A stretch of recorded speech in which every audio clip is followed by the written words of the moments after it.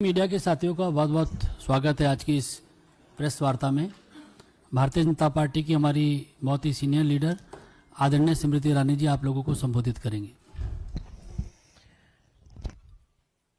भारत के संविधान की कस्में खाते हुए कल भारतीय संविधान का गला घोटने का दुस्साहस इंडी अलायंस ने जम्मू कश्मीर में किया।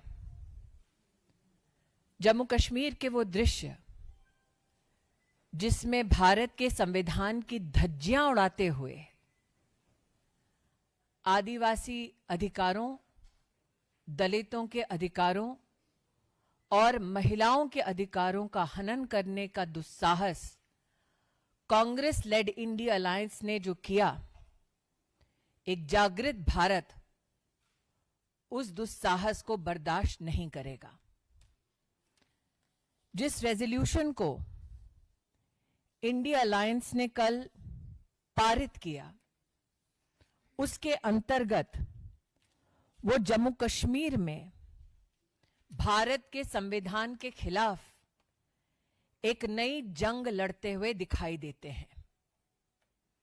आज मैं इंडिया अलायंस के नेताओं से पूछना चाहती हूं कि भारत की पार्लियामेंट और सुप्रीम कोर्ट का जो निर्णय सबको मान्य है, उस निर्णय का अपमान, उस निर्णय की अवहेलना करने का अधिकार कांग्रेस को, एनसी को देश में किसने दिया? आज मैं कांग्रेस, एनसी और इंडी अलायंस के सभी नेताओं से पूछना चाहती हूं, धारा 370 हटने के बाद जम्मू कश्मीर में आदिवासी समाज को जो अधिकार मिले, क्या कांग्रेस और इंडिया अलायंस आदिवासी समाज के उन अधिकारों के खिलाफ खड़े रहेंगे? जम्मू कश्मीर में धारा 370 हटने के बाद दलित समाज, पिछड़े समाज को जो अधिकार भारत के संविधान के माध्यम से भारत की संसद ने सुपुर्द किए, क्या कांग्रेस नेत इंडिया अलायंस उनके खिलाफ खड़े रहेंगे? कल का रेजोल्यूशन कांग्रेस और इंडिया अलायंस के नेताओं का टैक्टिकल समर्थन दिखाता है उग्रवाद और आतंकवाद के समर्थन में। यह भारत में हर नागरिक को ज्ञात है कि धारा 370 हटने के बाद नागरिकों की मृत्यु में 80% की गिरावट हुई। यह हर हिंदुस्तानी को ज्ञात है कि धारा 370 हटने के बाद जम्मू कश्मीर में आतंकी घटनाओं में 70% की कमी हुई। लोकतांत्रिक ढांचे के माध्यम से एक चुनी हुई सरकार विकास के मुद्दों पर काम करने की बजाय, भारत को जोड़ने की बजाय भारत को तोड़ने का प्रमाण दे रही है। मैं इंडिया अलायंस के सभी नेताओं को, देश के नागरिकों और भारतीय जनता पार्टी के कार्यकर्ताओं के माध्यम से आश्वस्त करना चाहती हूं कि संसद द्वारा पारित धारा 370 पुनर्स्थापित नहीं होगा और जम्मू कश्मीर को भारत से बांटने का उनका ये प्रयास कामयाब नहीं होगा।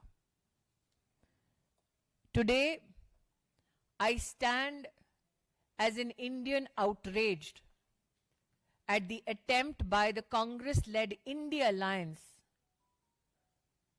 to bring to the floor of the House a resolution that stands against the Indian Constitution and the opinion of the Supreme Court of India.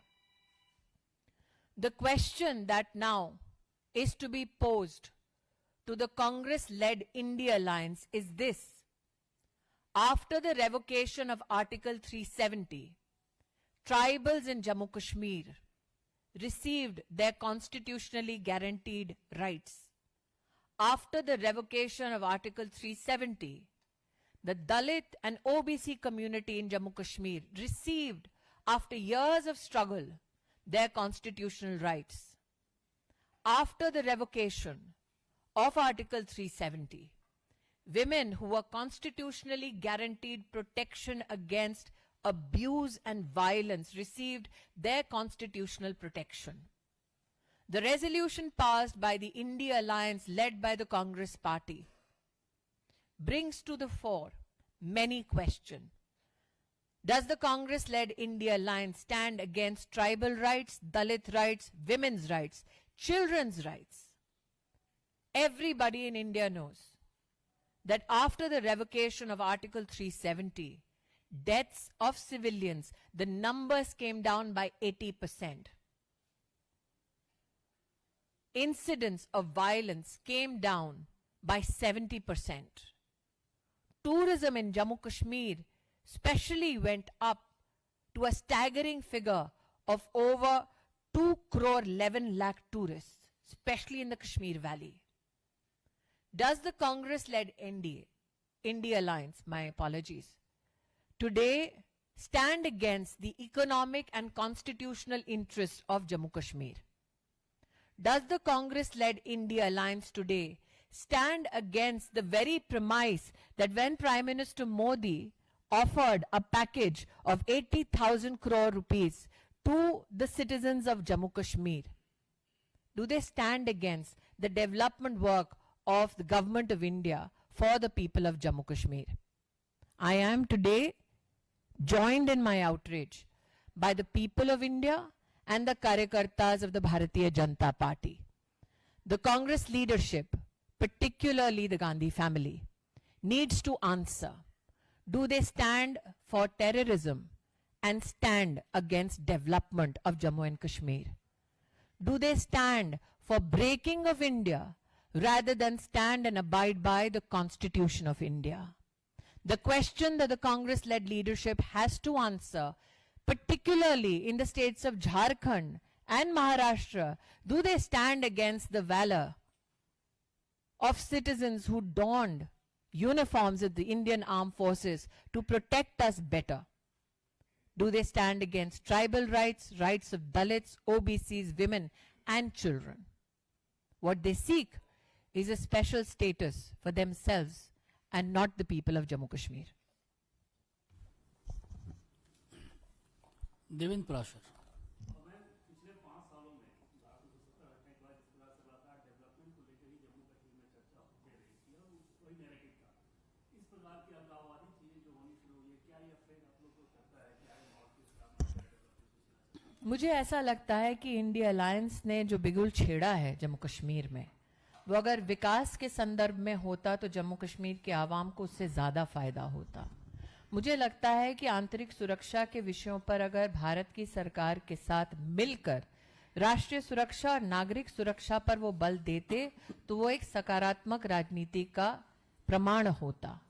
इस प्रकार के रेजोल्यूशन को पारित कर वो भारत के संविधान, भारत की संसद, भारत की सुप्रीम कोर्ट के खिलाफ एक अपना स्टैंड लेकर जम्मू कश्मीर के आवाम को, जो शांति प्रिय है, जो विकास पसंद है, उनको क्या संदेश देना चाहती है? मैं पुनः कहती हूं कि इंडिया अलायंस के नेता आवाम के लिए नहीं, अपने स्वार्थ के लिए, अपने लिए स्पेशल स्टेटस चाहते हैं ताकि पुनः जम्मू कश्मीर की तिजोरी को वो लूट सके। आमोद राय।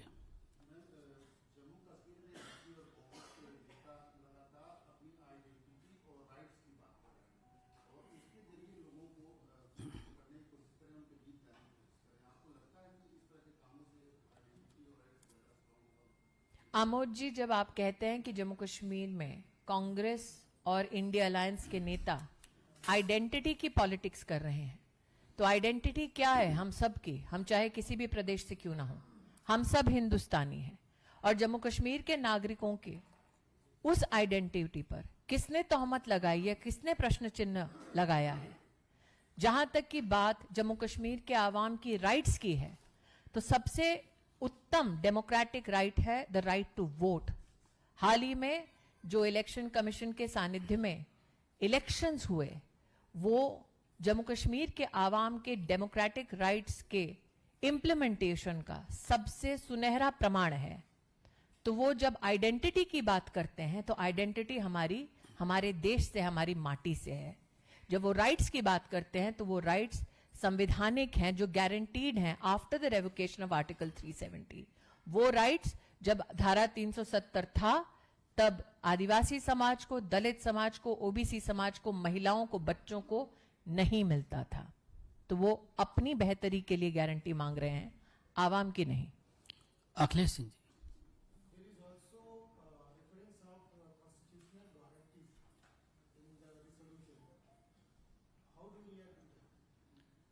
The Constitution guarantees you a life with dignity. Was the Valmiki Samaj in Jammu and Kashmir leading a life of dignity when they were bereft of their constitutional rights while Article 370 was in place? The Constitution gives us, especially women, the right to life, to an income, the right to property. Were they guaranteeing that constitutional right to the women of Jammu and Kashmir? Today, if you just look at the Pradhan Mantri Matru Vandana Yojana, which is a cash support for women who are pregnant, who should have institutional deliveries, 4 lakh women have received that support in Jammu and Kashmir. Is that not a constitutional guarantee that was delivered by the BJP? Children from sexual exploitation are guaranteed protection by the Constitution under the POCSO Act. That act was not implemented in Jammu and Kashmir because of Article 370. So what is the constitutional guarantee that was given to the citizens of Jammu and Kashmir when Article 370 was in place? Ravinder Singh.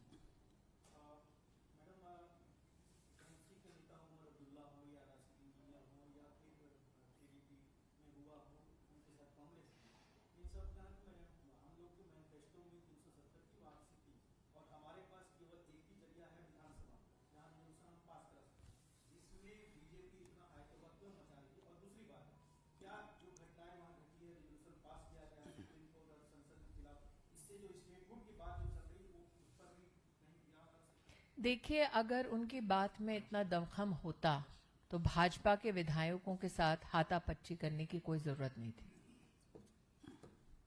अगर जिस विषय पर वो जम्मू कश्मीर का विकास चाहते थे, शांतिपूर्वक तरीके से वहां पर असेंबली में चर्चा हो सकती थी। और जहां तक धारा 370 को पुनर्स्थापित करने की बात है, मैं नहीं जानती कि उमर अब्दुल्ला ने क्या स्टेटमेंट दिया है, लेकिन अगर इतनी हिम्मत थी तो आज मैं उन्हें चुनौती देती हूं कि झारखंड और महाराष्ट्र में जाकर ये बोल दें किसी मंच से। विकास चंद्र।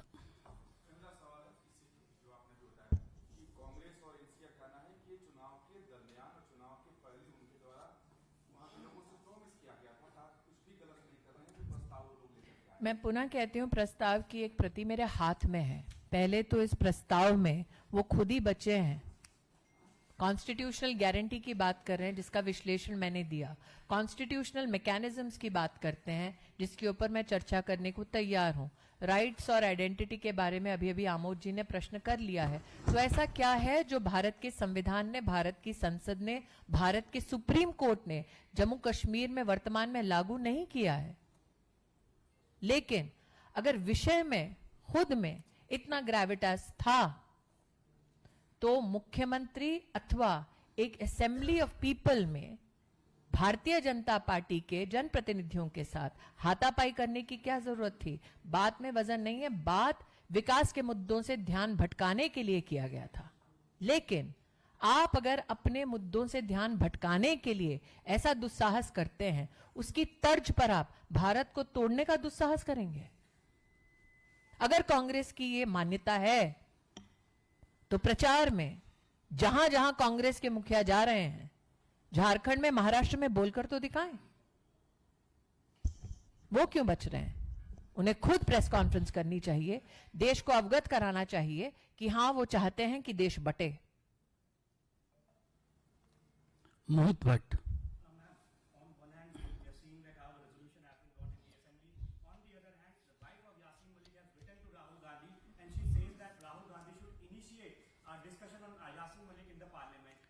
Aren't you intrigued why somebody who is accused of killing innocents, civilians, people in uniforms, is reaching out to the Gandhi family? Neelu. Why would a terror suspect reach out for support to the Gandhi family. Any journalist, camera personnel in this room, if a terrorist reaches out to you, Neelu are you happy to help? Hindi में आपको पूछना पड़ेगा साहब. यासीन मलिक की wife ने letter लिखा राहुल गांधी को, कहा है कि यासीन मलिक के बारे में पार्लियामेंट में डिबेट होनी चाहिए बिकॉज वही पीस ला सकते हैं कश्मीर में.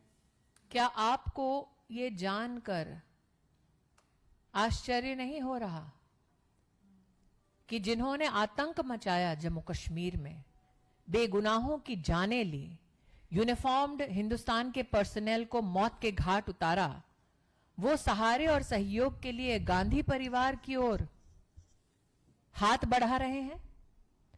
इस सभागार में जितने नागरिक आज इस प्रेस कॉन्फ्रेंस को देख रहे हैं, देश के हर मीडिया ऑर्गेनाइजेशन का पत्रकार है, कैमरा पर्सन है, साउंड पर्सन, टेक्नोलॉजिस्ट है. हम में से कोई भी हिंदुस्तानी क्या किसी आतंकवादी या आतंकवाद के समर्थन में कही हुई बात का समर्थन करेंगे?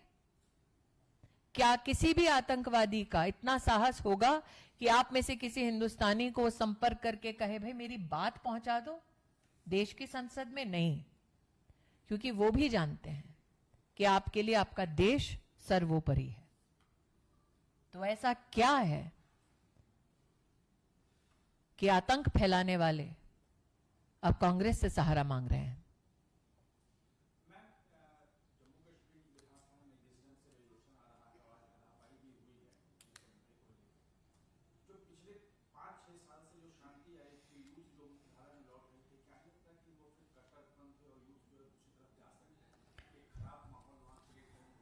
देखिए, भारत सरकार में जब तक नरेंद्र भाई के नेतृत्व में हम अपनी सेवा दे रहे हैं, वी आर कॉग्निजेंट कि हमें विकास के पथ पर अग्रसर रहना है. जम्मू कश्मीर के आवाम को भी यही,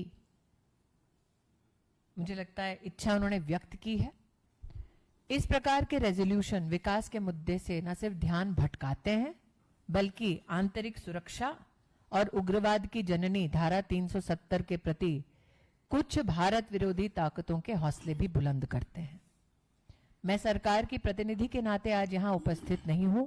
भाजपा की प्रतिनिधि के नाते इस मंच से भाजपा कार्यकर्ताओं की ओर से आपको आश्वस्त करती हूं कि देश भर में अगर कांग्रेस और इंडिया अलायंस ने दुस्साहस किया तो हम देश के नागरिकों के साथ एकजुट होकर मुंह तोड़ जवाब जरूर देंगे, ताकि जम्मू कश्मीर जो आज विकास के पथ पर अग्रसर है, जहां पर पत्थरबाजों की संख्या बिल्कुल खत्म हो चुकी है, वहां पर आतंक अपना सर दोबारा ना उठाए.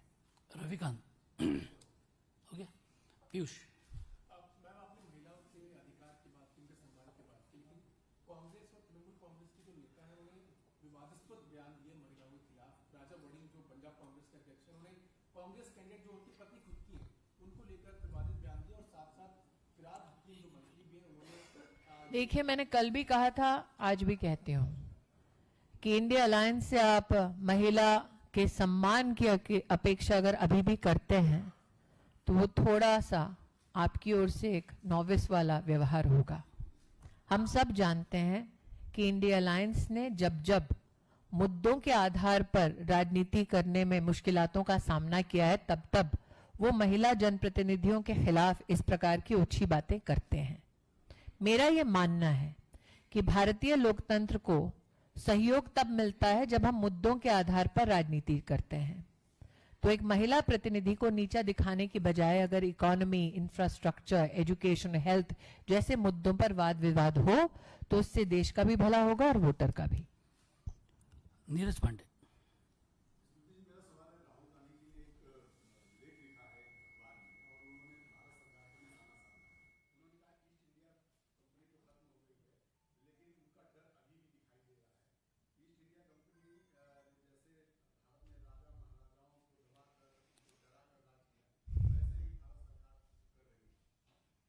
मुझे लगता है कि शायद, और इट्स सब्जेक्ट टू करेक्शन, उनके उस लेख का पहला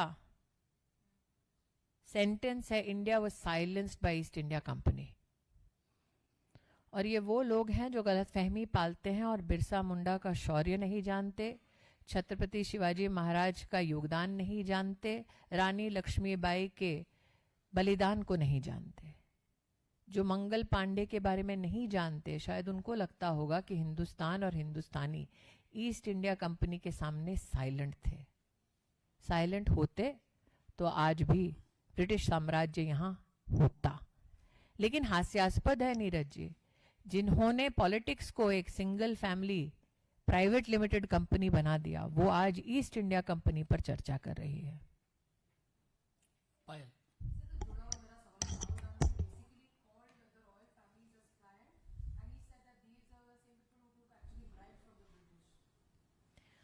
I'm of the opinion that somebody who considers himself political royalty will always denigrate the contribution of every community and every facet of India. I do not expect a genuine and respectful understanding of my country from such people. Manoj के लिए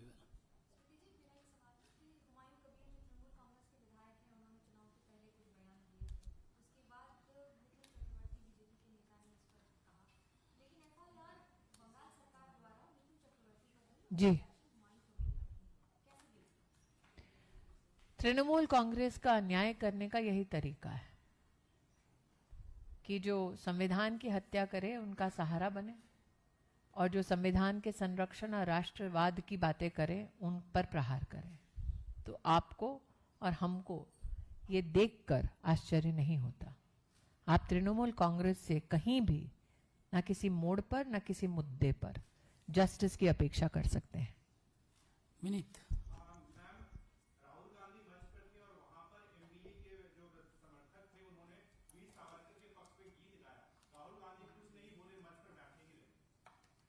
मैंने पहले भी कहा था शायद आपसे ही, Hinduism और हिंदुस्तान पर हम उनसे समर्थन की अपेक्षा नहीं कर सकते। लेकिन हाँ, कहीं ना कहीं इस बढ़ती ताकत को देखकर अब शायद वो भी मजबूरन चुप्पी साध रहे हैं। अब उस पर तो चुप्पी साध ली उन्होंने, लेकिन आज मेरा मानना है कि जम्मू कश्मीर में जो रेजोल्यूशन पास हुआ, अगर वाकई में उस पर उनकी आस्था है तो थोड़ा उस पर कुछ बोलकर दिखाए ना, उस मंच पर जहां पर वीर सावरकर जी की स्मृति में गीत गाए जाते हैं। रविंद्र जी, आप कुछ और पूछना चाह रहे हैं? दोबारा याद कर जी। बताइए, क्या?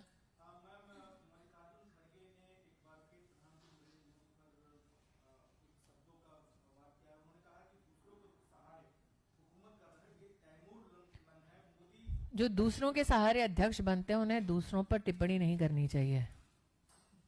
चलिए, बहुत बहुत धन्यवाद। धन्यवाद। यस सर, यंग एंड ओंडे। हाँ, टेल मी।